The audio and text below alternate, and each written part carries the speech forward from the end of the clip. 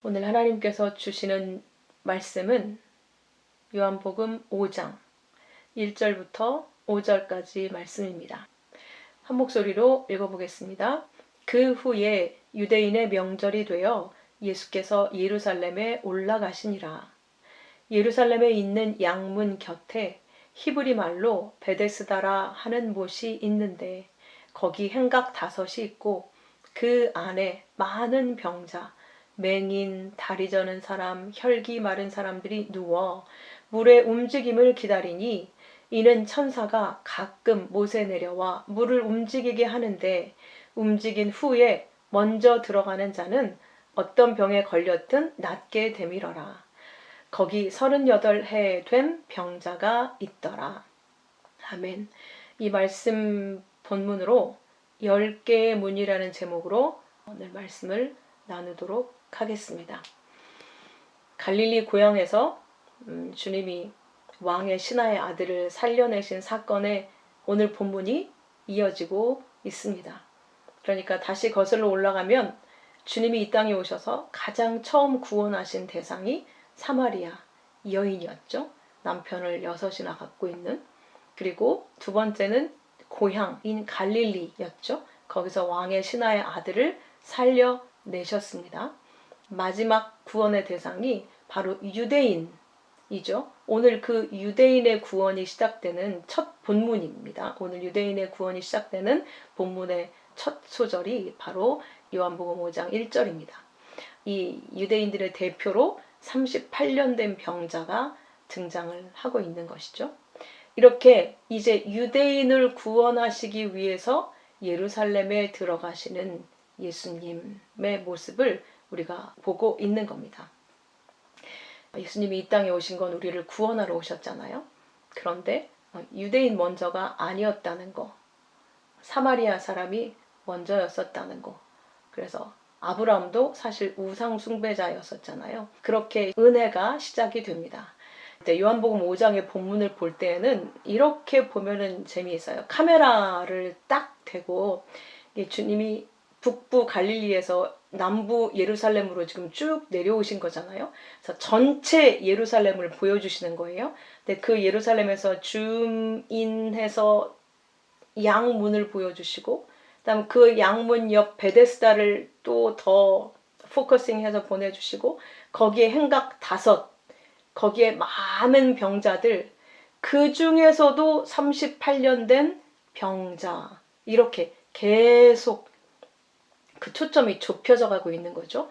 큰 시야에서 계속 카메라가 줌인 해가면서 38년 된 병자에게 이르기까지 그렇게 넓은 곳에서 그 좁은 한 사람에게로 초점이 맞추어져 가고 있는 것을 볼 수 있습니다. 그래서 유대인의 명절이 돼서, 명절 하면 우리가 보통 3대 명절, 7대 명절 이렇게 알고 있죠. 근데 이 명절은 어떤 날인지 일부러 기록을 하지 않으셨어요. 그래서 우리는 그냥 추측할 뿐인데 당연히 알 수밖에 없기 때문에 여기는 기록을 하지 않았을까 그렇게 생각이 됩니다. 왜냐하면 뒤에 양문이 나오거든요. 그러면 6월절이 되겠죠. 희생 제물로 오신 예수 그리스도. 그 6월절일 텐데 이것이 6월절이 되면 전체 유대 절기 중에 예수님이 6월절을 4번 지내고 가시는 걸로 이렇게 되어지는 거죠. 3년 반의 공생애를 마치시고, 여튼 이렇게 유대인의 명절이 돼서 예수님이 예루살렘으로 올라가시니라. 사실 북부 갈릴리에서 예루살렘은 가장 남쪽이잖아요. 근데 성전 산에 예루살렘이 있기 때문에 무조건 예루살렘에 올라간다, 이렇게 표현을 하는 것이죠. 하나님의 성전으로 올라간다. 지형적으로는 아래에 있지만 이렇게 표현하고 있습니다. 그 예루살렘에 있는 양문, 예루살렘에 그 성전에 양문이 있었어요. 우리가 알다시피 성벽이 있었죠. 성에는 성벽이 있잖아요. 거기에 있는 문 중에 하나가 양문입니다.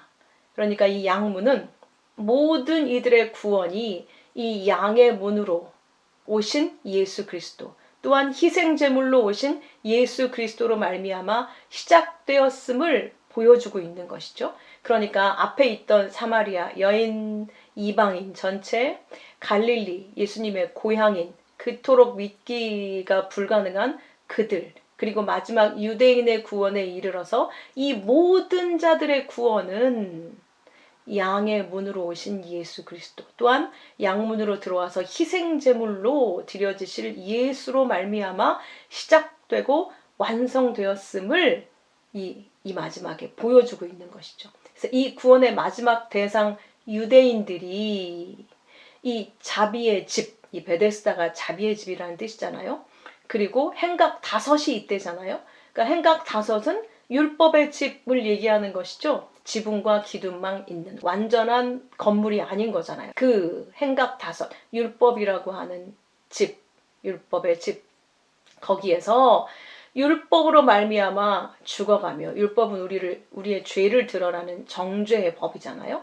거기에서 죽어가면서 구원을 기다리고 있는 모습을 보여줌으로 주의 구원이 시작이 됩니다. 그 대표로 이제 38년 된 병자가 등장을 하는 것이죠. 이 그림을 가지고 오늘의 포커스는 이 문에 맞추려고 해요. 지금 양문이 나왔기 때문에 그냥 넘어갈 수도 있는데, 이 양문을 중심으로 한 예루살렘 성벽에 있었던 10개의 문이 기가 막히게도 하나님 백성의 구원의 여정을 정확하게 보여주고 있거든요. 이 양문은 시작이자 마지막입니다. 이 양문이 나왔기 때문에 이참에 느헤미야의 성벽에 재건되었던 10개의 문을 우리가 살펴봄으로 말미암아 우리에게 주신 구원이 어떻게 시작되어서 어떻게 완성되어지는지 그 구원의 여정을 살펴보려고 합니다. 여러분, 이걸 보시면서 또 많은 큰 은혜를 주시기를 기도합니다. 예수님 당시 헤롯 성전은 사실 이때는 한 6개의 문밖에 없었고요. 대부분 이름도 바뀌게 돼요.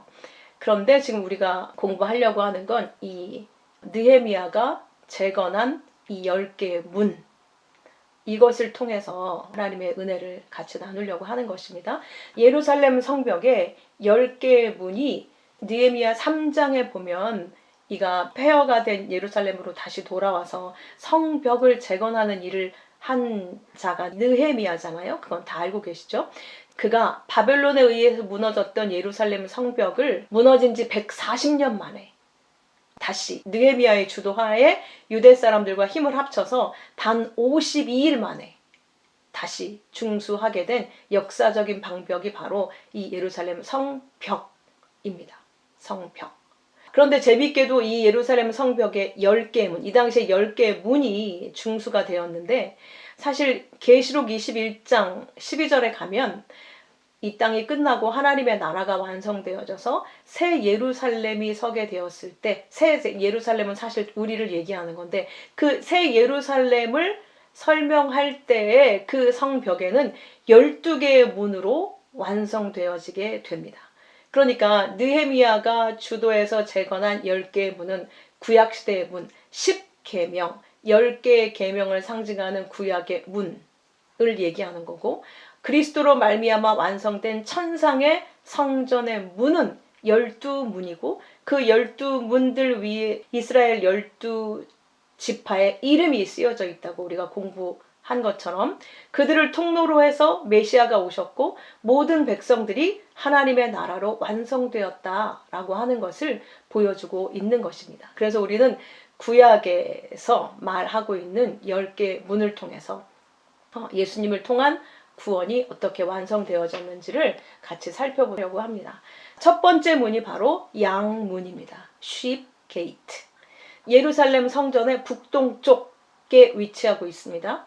이 문은 하나님께 제사로 드릴 양과 염소 같은 희생제물들이 드나들었던 문이에요. 양문을 통해서 들어온 제물용 양들은 성전으로 가기 전에 그 옆에 베데스다 연못이 있다고 기록되어 있잖아요. 그 연못에서 깨끗하게 씻겨져서 흠 없는 제물로 성전으로 들어가게 되었습니다. 그러니까 이 양문은 희생양으로 오신 예수 그리스도를 상징하는 문입니다. 희생양으로 오셔서 예수 그리스도의 대속과 구원이 시작되었음을 알리는 문이 바로 양문입니다. 그러니까 우리의 모든 역사는, 인간의 존재 자체는 예수 그리스도로 말미암아 시작되었다. 예수 그리스도의 희생으로 말미암아 시작되었다라고 선언을 하는 것이죠. 우리가 존재하게 된 것도 육적으로 엄마의 희생으로 시작되었듯이 영적인 우리, 하나님 나라의 우리는 예수 그리스도의 희생, 그 죽음으로 시작되었다라고 선언을 하고 있는 겁니다. 그래서 하와도 아담의 갈빗뼈를 꺼내서 그 아담의 잠이 든 사이, 그건 죽음을 상징하는 거니까 그 죽음을 통해서 우리가 존재하게 되었다라고 분명히 선언하고 있는 겁니다. 이 첫 번째 문이 우리의 시작, 우리의 구속의 시작을 알리는 양문입니다. 희생양으로 오신 예수 그리스도의 구원의 시작을 말합니다. 두 번째 문은 어문, fish gate. 이거는 북동쪽에 있던 양문에서 이제 북쪽으로 난 문인데, 이 어문은 갈릴리 호수나 지중해에서 잡은 물고기들을 들여와서 성전 안으로 들여오는 그런 문이 되는 거죠. 성전으로 들여오는 문. 그래서 그 물고기들이 들어오면 그 물고기들을 사고 팔고 하는 그 거래하던 시장이 있을 거 아니에요. 그 시장과 연결된 문이에요. 그러니까 예루살렘 성 안으로 들어오는 문인 것이죠. 네, 물고기를 들여오는 문, 상인들이 이용하던 문 주로. 이 어문이 의미하는 것은 무엇인가? 그리스도께서 제물 되셔서 구원이 시작되었으니 그 구원받을 대상이 이제 드러나야 되겠죠?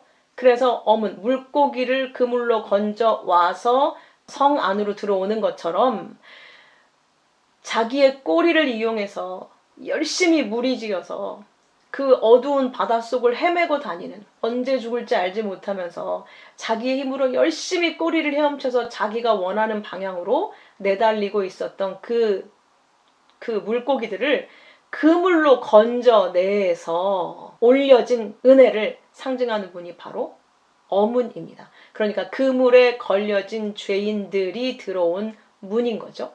주께서 구원하실 자기 백성들을 찾으신 그 은혜가 바로 이 어문에 나타나고 있는 겁니다.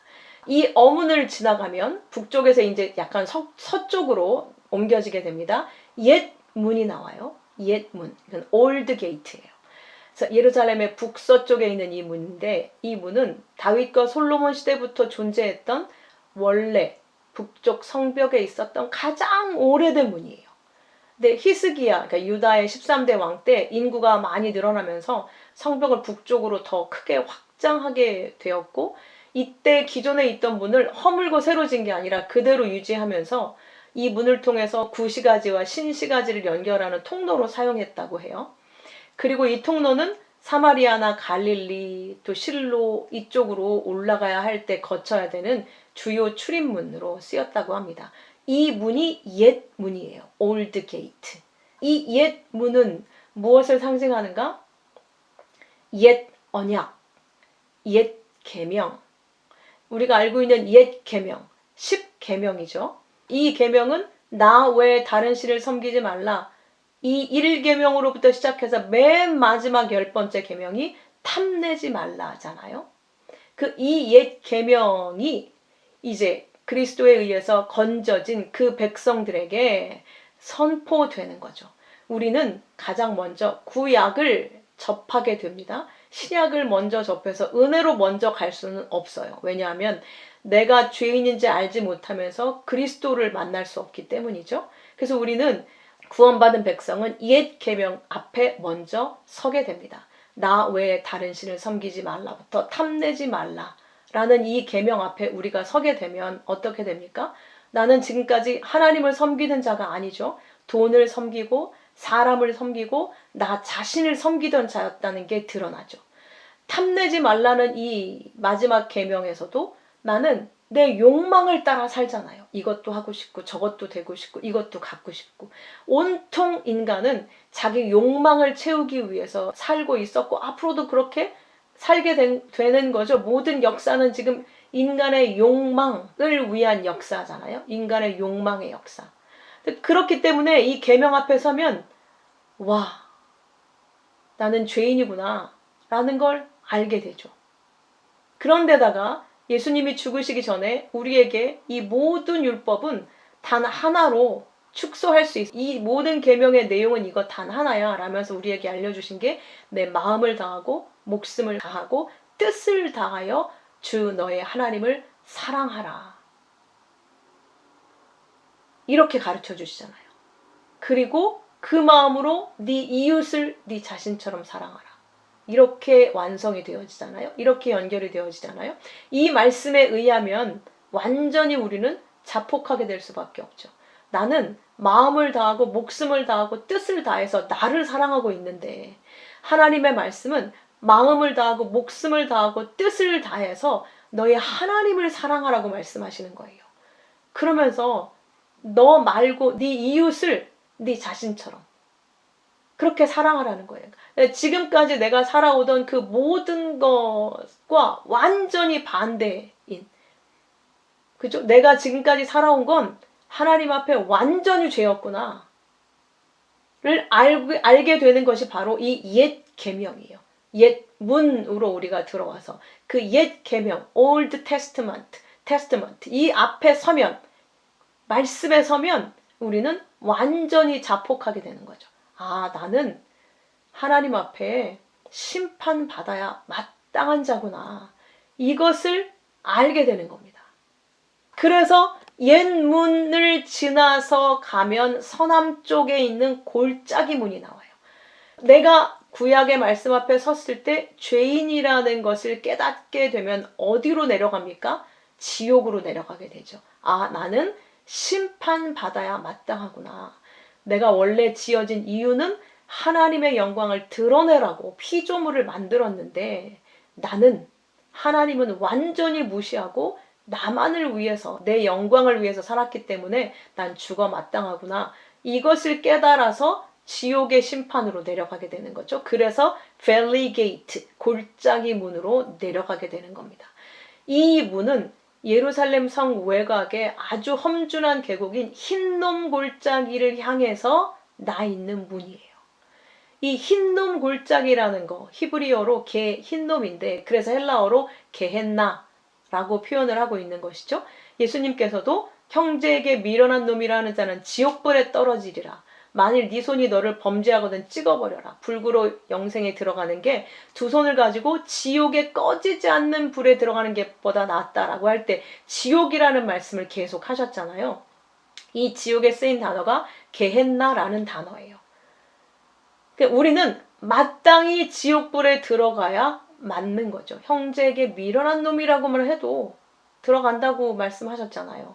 눈, 손, 범죄하면 그걸 빼고 천국 가는 게 낫지. 그거 그냥 가지고는 지옥 간다. 이 얘기잖아요. 그러니 우리는 탐욕을 가지고 나를 위해 살아왔기 때문에 지옥 갈 수밖에 없구나라는 걸 알게 되는 겁니다. 재미있게도 이 흰놈 골짜기는 가룟 유다가 예수님을 팔고 은 30냥을 다시 제사장들에게 가져오잖아요. 성소에 던지고 가서 목매어 죽어버리죠. 그때 그 돈, 그건 부정한 돈이라고 해서 성소에 넣을 수 없었습니다. 그래서 제사장들이 그 돈으로 나그네 묘지를 만들 밭을 사요. 그게 피밭, 아겔다마라고 하는 피밭이었잖아요. 그것이 있는 위치가 바로 흰놈 골짜기에 그 남쪽 기슭이에요. 그게 여기에 있었어요. 그러니까 아주 분명한 심판의 장소가 흰놈 골짜기이고 그 흰놈 골짜기를 향해서 골짜기 문이 나 있었던 거죠.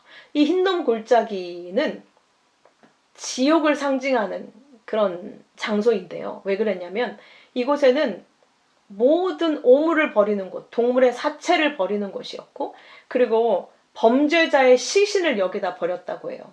이 범죄자들은 절대 장사를 올바로 지내주면 안 된다. 부정한 자이므로. 그래서 그냥 거기에 버려서 썩게 만들었다고 합니다. 그러니까 여기에는 끊이지 않고 벌레들이 우글우글 구더기들이 우글우글 거렸고 그리고 이 악취와 전염병, 여기 사체를 버렸으니까 전염병도 심하게 발생을 할 수밖에 없는 곳이잖아요. 그러니까 그걸 막으려고 365일 내내 유황불을 피워서 여기 있는 쓰레기들을 태웠던 곳이 바로 이 흰놈 골짜기였다는 거예요. 그래서 구두기가 들끓고 밤낮 불꽃이 끊임없이 피어오르는 이 장소가 유대인들에게는 하나님의 형벌을 떠올리는, 지옥을 떠올리는 그런 장소였다는 거예요. 그러니까 골짜기 문은 심판을 상징하는 문이었던 거죠. 그러니까 하나님의 말씀, 옛 말씀, 율법의 말씀 앞에 서면 나는 이렇게 심판받아서, 불심판을 받아서 영원히 멸망해야 될 수밖에 없는 자다라고 하는 걸 깨닫게 되는 그런 과정을 설명하는 것이 바로 이 골짜기 문인 것입니다. 그 골짜기 문을 지나가면 분문이 나와요. 덩게이트라고 해서 똥문이라는 거죠. 우리말로 하면 그 분문은, 분변이 벌어지는 그 문은 가장 남쪽에 있어요. 이 문은 성 안에서 나오는 오물, 쓰레기, 배설물을 전부 다 모아서 그 흰놈 골짜기로 내다 버리던 그 통로의 문이었던 거예요. 그러니까 이 분문을 통해서 우리가 알 수 있는 건 나를 위해 사는 것이 죄라는 걸 알았죠. 하나님의 말씀을 믿지 않고 사는 게 성경은 죄라고 말씀하고 있죠. 예수님이 분명히 요한복음에서 말씀하시죠. 죄에 대하여라 함은 믿지 아니하며, 하나님이 말씀하시는 죄는 믿지 않는 게 죄예요. 하나님만 믿고 의존하여 살아야 될 우리가 하나님을 안 믿고 대신 나 자신을 믿고 돈을 믿고 평판을 믿고 사람을 믿고 이렇게 살지 않습니까? 그게 죄란 말이에요. 믿지 않는 게 죄. 그 말씀 앞에 서면 우리는 아무도 내가 죄인 아니라고 이야기할 수가 없게 되는 겁니다. 오늘 우리는 오직 하나님만 믿고 살고 있습니까? 모든 순간에 내 감정 의지하지 않고, 내 생각 의지하지 않고, 내 소유 의지하지 않고, 내 가족, 내 사람, 내 능력 그런 거 의지하지 않고 정말 하나님의 말씀만 의지하고 살고 있습니까? 그게 진짜 우리는 요원하죠. 우리의 힘으로는 도저히 불가능한 일입니다. 그러니 우리는 죄인임을 고백하지 않을 수가 없어요. 복음을 알게 되어도 여전히 내 육은 다시 나를 위한 삶으로 돌아가는 그 모습을 보면서 너무너무 고통스럽죠. 그래서 사도 바울의 고백이 나는 그리스도를 안 이후에는 모든 걸 배설물로 여긴다. 이렇게 고백한 거죠. 사도 바울은 허투루 산 적이 없어요. 정말 열심히 살았죠. 율법을 지키기 위해서. 그래서 그 율법에 위배되는 예수 믿는 자들을 잡아 가두기까지 정말 율법을 위해서 열심히 살았어요. 근데 그 대단한 열심이, 자기의 모든 열심의 행위가 배설물이었다고 하는 걸 고백하게 됩니다. 우린 또한 그렇지 않습니까? 우리 역시도 내가 죄인 중에 괴수임을 고백하지 않을 수가 없습니다. 나는 그냥 하나님의 은혜가 끊어지면, 하나님의 말씀에 떠나는 순간 그냥 죄인인 거예요. 죽은 자인 거예요. 어떻게 할 수 없는, 우리는 그냥 그렇게 몸이 그냥 프로그램화 돼 있잖아요. 하나님을 먼저 의식하고 생각하고 의지하는 게 아니라 그냥 저절로 내 생각, 내 감정, 나를 의지하게 돼 있단 말이에요. 그러니 나는 정말 하나님 앞에 죽어야 마땅하구나. 나는 죄인 중에 괴수구나. 내가 아무리 선한 일을 한들 그건 역시도 나에게는 배설물이구나 라고 고백하게 될 수밖에 없는 자기 부인의 죽음을 상징하는 그 문이 바로 이 분문입니다. 분문. 우리는 주님의 은혜 없으면 그냥 배설물일 뿐입니다. 그냥 우주의 먼지일 뿐이에요. 이 분문을 지나가면 여섯 번째 문, 샘문이 나옵니다. Fountain Gate, 샘문, 물이 솟아나는 샘 아시죠? 그 샘문이 남동쪽에 있어요. 남쪽에서 이제 돌아가서 동쪽으로 가고 있죠. 그 샘문은 어디로 연결되어 있느냐? 실로암 못으로 연결이 돼 있어요. 자, 실로암 하면 여러분이 무슨 장면이 떠오르십니까? 요한복음 9장 내용이 떠오르시죠? 날 때부터 맹인이 있었는데 예수님께 사람들이 묻죠. 이 사람은 누구 죄 때문에 이렇게 태어날 때부터 맹인으로 태어났습니까? 부모 죄입니까? 이 사람 죄입니까? 이렇게 물어요. 그때 예수님이 어떤 누구의 죄 때문이 아니라 하나님께서 하시는 이 일을 나타내시기 위함이다. 이렇게 말씀하시고 그 일을 나타내시기 위한 세상의 빛으로 내가 왔다 라고 말씀하시면서 그 맹인의 눈에 흙에 침을 뱉어 진흙으로 만들어서 그걸 이겨서 그 사람 눈에 바르고 실로암 못에 가서 씻으라고 말씀하십니다. 그리고 씻고 왔더니 눈이 밝아져서 그때부터 보기 시작했어요. 그래서 실로암의 뜻이 보냄받았다 이런 뜻이라고 했죠. 자, 그러니까 실로암으로 이 샘문이 연결됐다. 그럼 보냄받은 자가 누굽니까? 하나님께로부터 보내심 받은 자 예수 그리스도께로 연결되는 문이라는 얘기인 것이죠. 그죠? 그 실로암으로 연결되는 문이 샘문이에요. 샘이 물이잖아요. 아인. 그 물. 예수님께서 자신을 빛으로 소개하시고 빛이 없던 그 어두운 눈에 광명을 주셨듯이 죄로 죽어있던 우리에게 주님의 빛이 비추어지는 겁니다. 그러니까 그 앞에 덩게이트에서 나는 죽어야 마땅하구나. 나는 배설물에 불과한 존재구나. 난 이제 어떻게 하면 좋지? 이 자리에서 주님의 빛이 비추어지는 거예요. 죽을 수밖에 없는 어두움 가운데에서 영원히 무저갱으로 떨어질 수밖에 없는 심판의 자리에 있는 나에게 예수님의 빛이 비추어지는 거죠. 예수님의 말씀이 생수와 같이 우리에게 들어오게 되는 것입니다. 주의 말씀이 맹인된 우리의 눈을 씻어서 영의 눈을 뜨게 되는 시작, 믿음의 시작이 바로 이 샘문이 의미하는 상징적인 의미입니다. 자, 샘문을 지나면 수문이 나옵니다. 워터게이트. 이게 동쪽에 있는 문이에요. 동쪽. 하나님의 영광이 들어오는 동쪽. 자, 이 수문은 어디로 연결되어 있느냐?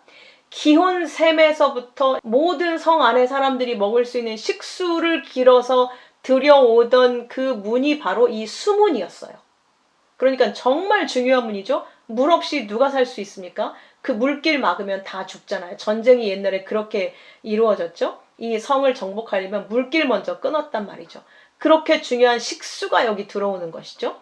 그러니까 이 수문, 이 기혼샘과 연결된 이 수문, 이 기혼샘은 역사적으로 볼 때 학사 에스라가 이 수문 앞에서 사람들을 모두 광장에 모으고 율법책을 낭독하고 대부흥을 일으킨 영적 장소가 바로 이 워터게이트 수문이었었어요.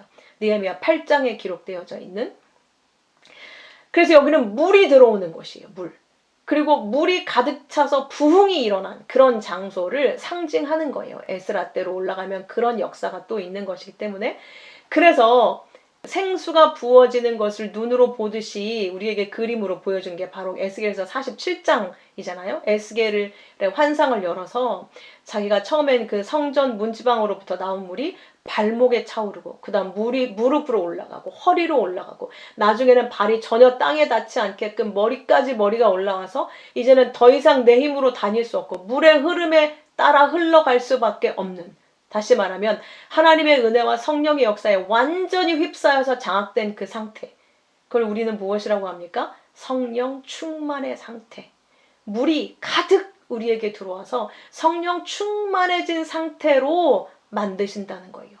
우리의 믿음의 눈을 띄우고 나서 그걸로 끝이 아니라 그때부터 본격적으로 우리에게 생수를 부으신다는 것이죠. 성령의 기름을 부으셔서 우리를 하나님의 물로, 하나님의 그 은혜의 물 위로 떠오르도록, 헤엄칠 수밖에 없도록, 은혜가 우리를 장악해버리도록, 이제 내 의지로 사는 게 아니라 내 안에 계신 그리스도에 의해서 사는 존재로 성령 충만한 상태로 만드는 그 은혜를 설명하는 문이 바로 수문입니다. 자, 이 수문을 지나가면 마문이 등장을 합니다. 동쪽에서 더 올라간 마문이 등장을 하는데 이건 홀스게이트예요. 이거는 솔로몬의 왕궁이 있었던 잔해, 그 터전과 연결이 돼 있었고 솔로몬 왕실의 마국간 터와 맞닿아 있던 문이었습니다. 근데 이 문, 마문, 말문이니까 전쟁과 군사의 목적으로 사용되어진 물인 거죠. 군사들이 병거와 말을 타고 전쟁에 출정하거나 승전한 후에 당당하게 성 안으로 입성할 때 사용했던 그런 문이었습니다. 그리고 역사적으로는 다윗 혈통을 멸하려고 했던 아달랴, 아시죠? 아합과 이세벨의 딸. 그가 처형됐던 장소가 또 이 마문 길목이었어요. 그러니까 이 마문은 무엇을 이야기하느냐? 우리가 성령 충만함으로 하나님이 말씀을 우리에게 먹이시고 생수로 채우셔서 성령으로 가득 채우시면 우리는 어떻게 되어지는가? 군사로 세워진다는 거예요. 이 마문의 의미가 그런 의미잖아요. 전쟁을 위해 출정하는 문, 승리하러 돌아오는 문이니까 군사로 세우신다는 뜻이에요. 그래서 이제 우리는 영적 전쟁을 하게 된다는 것이죠. 여러분, 영적 전쟁이 무엇입니까? 우리가 믿음이 우리 안에 들어온 이후에 겪어내는 믿음의 전쟁이에요. 지금까지 우리는 육으로 살았기 때문에 하나님을 믿지 않고 나를 믿고 살았잖아요. 성령이 우리 안에 들어오시면 그때부터 나를 믿지 못하게 만드시는 전쟁이 시작되는 거예요. 그러니까 성도의 전쟁은 모두 누구를 믿느냐의 전쟁인 거예요. 지금까지 세상을 믿고 마귀의 말을 믿고 내 지식을 믿고 사람을 믿고 이렇게 살았던 내가 그게 전부 기각당하면서 그게 다 파괴당하면서 하나님을 믿게 만드는 전쟁이 시작되는 겁니다. 그게 내 안에서도 일어나고 밖에서도 일어나는 것이죠. 밖은 전부 하나님을 믿지 않는 불신자들의 세상이잖아요. 마귀들이 장악하고 있는 세상이잖아요. 그러니까 우리의 전쟁은 안에서도 내가 밀려나가서 하나님을 믿는 전쟁, 밖에 이 세상살이를 하면서도 그 마귀의 말, 세상이 얘기하고 있는 세상의 말이 아니라 하나님의 말씀을 믿느냐, 그들의 말에 또 속아서 포로로 잡히느냐, 이런 전쟁이 일어나는 거예요. 다른 게 영적 전쟁이 아닙니다. 그래서 그 영적 전쟁에서 이기기 위해서는 날마다 우리에게 일용할 양식을 주시고, 그래서 그 양식을 구하라고 예수님이 가르쳐 준 것이죠. 그런데 우리는 이 전쟁에서 이길 수도 있고 질 수도 있느냐? 종국에는 반드시 승리하게 되어 있습니다. 우리는 질 수밖에 없죠. 그런데 예수님이 40일 금식 이후에 사단과 전쟁을 치르셨죠. 이미 말씀으로 승리하셔서 우리에게 그 승리를 주셨습니다. 그렇기 때문에 우리도 그 말씀만 믿으면, 그 말씀만 붙들면 승리하게 돼 있는 것이죠. 그런데 우리는 말씀보다 언제나 내 생각과 내 힘을 의지하기 때문에 계속 실패하고 넘어지고 불안하고 고통스럽고 눈물 나고 그런 일들을 겪게 되는 거예요. 그러면서 그게 아무 소용이 없고 아니다, 이건 나를 죽이는 거구나, 이걸 깨달아 알아가면서 결국 주님의 말씀만 의지하고 붙들고 하나님만 신뢰하게 되는 온전한 깨끗한 믿음의 사람들로 서게 되는 겁니다. 그래서 그 문을 지나면 9번째 문, 동문이 나타납니다. 이스트 게이트, 이스트 게이트. 근데 이게 오늘날에는 황금문이라고 이름하고 있는 건데 성전 동쪽에 바로 마주하고 있는 문이에요. 그 당시에 성전으로 바로 진입하던 그런 문이었습니다. 그래서 예배와 영광의 문이라고 할 수 있고, 동쪽은 해가 뜨는 방향이죠. 그래서 하나님의 영광이 들어오는 문이라고 해서 유대인들이 신성시 여긴 문이 바로 이 동문이었어요. 근데 지금 현재는 오스만 제국에 의해서 돌로 굳게 닫혀 있다고 합니다. 메시아의 재림과 회복을 기다리는 상징적인 문으로, 황금문으로 지금은 그렇게 남아 있습니다. 그래서 이 동문이 의미하는 바는 이제 승리자로 다시 오실 예수 그리스도, 다시 오실 영광의 왕의 재림을 소망하는 것을 상징하는 문이 바로 동문입니다. 이제 군사로 서서 믿음의 승리자가 되면 이제 그들이 할 일은 다른 거 없어요. 다시 오실 예수 그리스도, 진짜 그 왕을 기다리는, 그 길을 준비하는 것이 성도들의 전부가 되어진다는 것이죠. 이 동문을 지나면 이 마지막 함밉갓문, 발음이 어려운데 이게 심판의 문이라 발음이 어려워요. 10번째 문에 도착합니다. 이 함밉갓문은 밉갓이라는 뜻이 임명, 심판, 검열 이런 뜻이어서 검열의 문, 소집의 문, inspection gate라는 그런 이름입니다. 그래서 성벽의 북동쪽에 위치하고 있고 양문으로 들어가기 바로 직전에 있는 문이에요. 그래서 여기서는 군사들을 소집해서 군대를 점검하거나 재판하거나 인원을 검사하고 검열하던 문이었습니다. 그리고 전쟁에서 승리하고 돌아오면 그 군대들이 성내로 진입하기 전에 마지막으로 점검받던 곳이 바로 여기 함밉갓 문이었습니다. 그러니까 여기 이 한밉간 문이 의미하는 것은 역사의 마지막 날 행해질 하나님의 최종적인 심판과 그리스도의 심판대 앞에서 결산이 이루어지게 될 것을 상징하고 있는 것이죠. 마지막 심판과 천국 백성의 계수를 상징하고 있는 겁니다. 그러니까 주님이 다시 오실 그때 우리는 최종적으로 우리의 믿음이 진짜였는가, 우리의 믿음이 진짜 예수 그리스도였는가를 확인받게 되어지는 것이죠. 재미있게도 이 한밉간 문을 통과하면 바로 그리스도의 양문, 첫 번째 문 있잖아요. 거기로 이어지게 돼 있습니다. 그리고 느헤미야 때 중수할 때에도 이 한밉간 문을 중수하는 것으로 끝낸 게 아니라 다시 첫 번째 양문으로 돌아와서 성벽 재건을 마무리하게 됩니다. 그러니까 예수 그리스도로 말미암아 시작된 구원, 양문으로 시작됐죠. 그 구원이 마지막 심판인 한밉간 문을 지나서 이 땅은 주님이 오시면 완전히 심판으로 내려가게 되는 것이죠. 그걸 지나서 영원한 구원의 완성으로 돌아오게 되는 거대한 구속사의 흐름, 그것을 시각적으로 보여주고 있는 것이 이 10개의 문입니다. 이렇게 우리의 구원의 여정을 이 10개, 느헤미야가 중수한 성벽에 있었던 10개의 문이 우리에게 보여주고 있는 겁니다. 우리가 지금 이 과정을 통해서 구원의 완성으로 가고 있는 것이죠. 그렇게 그 구원의 마지막 대상이 유대인이었었잖아요. 그 유대인들이 이제 구원받아야 될 자들로 나타나야 되니까 베데스다 못에 있는 행각에 여러 병자들로, 절망적인 병자들로, 도저히 나을 수 없는 그 병자들로 가득 차 있고 그들의 대표로 38년 된 병자가 등장을 하게 되는 겁니다. 다음 시간에 이어서 하도록 하겠습니다. 함께 기도하겠습니다. 아버지 감사합니다. 오늘은 양문을 통해서 다시 양문으로 완성되어지는 이 느헤미야 성벽에 재건된 10개의 문을 통해 저희의 구원의 여정을 보게 해주셔서 감사합니다.